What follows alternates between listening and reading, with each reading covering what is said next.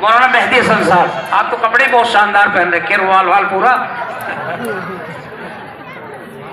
بسم اللہ الرحمن الرحیم نحمد و نصلی علی رسول الکریم اما بعد اعوذ باللہ من الشیطان الرجیم بسم اللہ الرحمن الرحیم وَإِنَّكَ لَعَلَىٰ خُلُقٍ عَظِيمٍ صدق اللہ العظیم۔ حضرت عائشہ صدیقہ رضی اللہ تعالیٰ عنہ کی خدمت میں صحابہ کی ایک جماعت حاضر ہوئی اور عرض کیا ام المومنین ہمارے سامنے نبی کریم صلی اللہ علیہ وسلم کے اخلاق حمیدہ بیان فرمائیے، آپ صلی اللہ علیہ وسلم کی زندگی کا سیرت کا کچھ حصہ بیان فرمائیے۔ ام المومنین حضرت عائشہ صدیقہ رضی اللہ تعالیٰ عنہ نے قرآن کریم کی اس آیت کو تلاوت فرمایا وَإِنَّكَ لَعَلَىٰ خُلُقٍ عَظِيمٍ کہ نبی کریم صلی اللہ علیہ وسلم اخلاق کے اعلیٰ درجے کے اوپر فائز تھے۔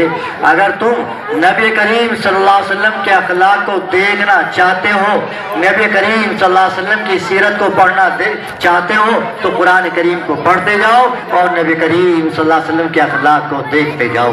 پورا قرآن کریم نبی کریم صلی اللہ علیہ وسلم کے اخلاق سے معمور اور بھرا ہوا ہے۔ ایک جنگ کے موقع پر کچھ قیدی نبی کریم صلی اللہ علیہ وسلم کی خدمت میں حاضر ہوئے، ان میں قیدیوں میں حاتم طائی کی لڑکی بھی شریک تھی۔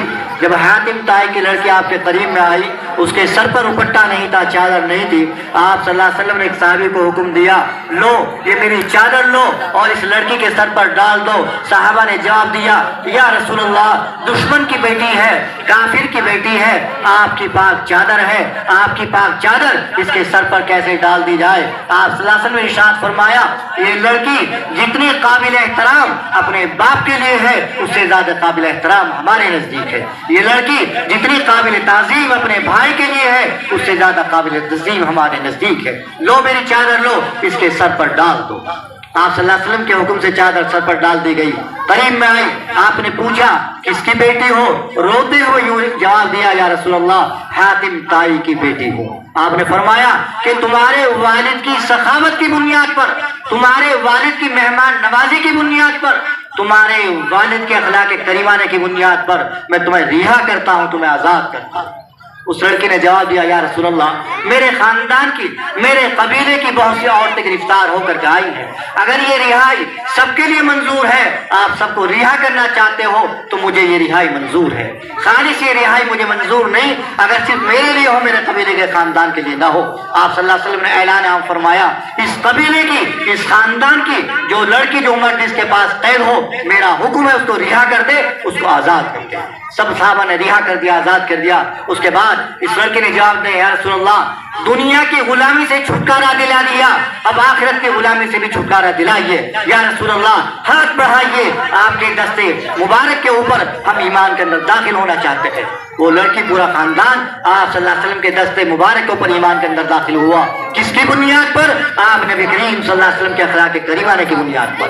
یہی اخلاق ہمارے اندر بھی پیدا ہو، یہی اخلاق حضور اکرم صلی اللہ علیہ وسلم کی سیرت کا حصہ ہم بھی بنے، ہم بھی اپنے اندر حضور اکرم صلی اللہ علیہ وسلم کے جیسے اخلاق پیدا کریں، اچھی عادتیں پیدا کریں۔ کبر کا ہونا، بڑائی کا ہونا، نفاق کا ہونا، حسد کا ہونا، یہ بری اخلاق ہیں، بری عادتیں ہیں۔ ہم بری عادتوں سے اپنے خود بھی بچیں اور اپنے بھائیوں کو بچائیں۔ اچھے اخلاق پیدا کریں، دوسروں کو معاف کرنا، دوسروں کی ہمدردی دینا، خبرداری کرنا، خبر گیری کرنا، دوسروں کے کام آنا، دوسروں کی مصیبت میں ہاتھ بٹانا، دوسرے کی پریشانی کا حصہ بن جانا، یہ اخلاق کریمانہ ہم بھی اختیار کریں۔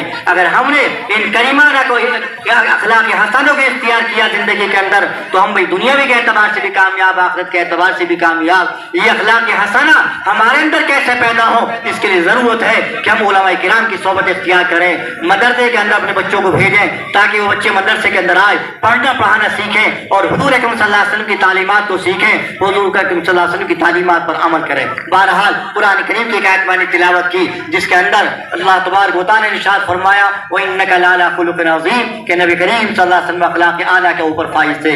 اللہ تبارک و تعالیٰ ہم سب کو کہنے سننے سے زیادہ عمل کی توفیق نصیب فرمائے۔ وآخر دعوانا الحمد للہ رب العالمین۔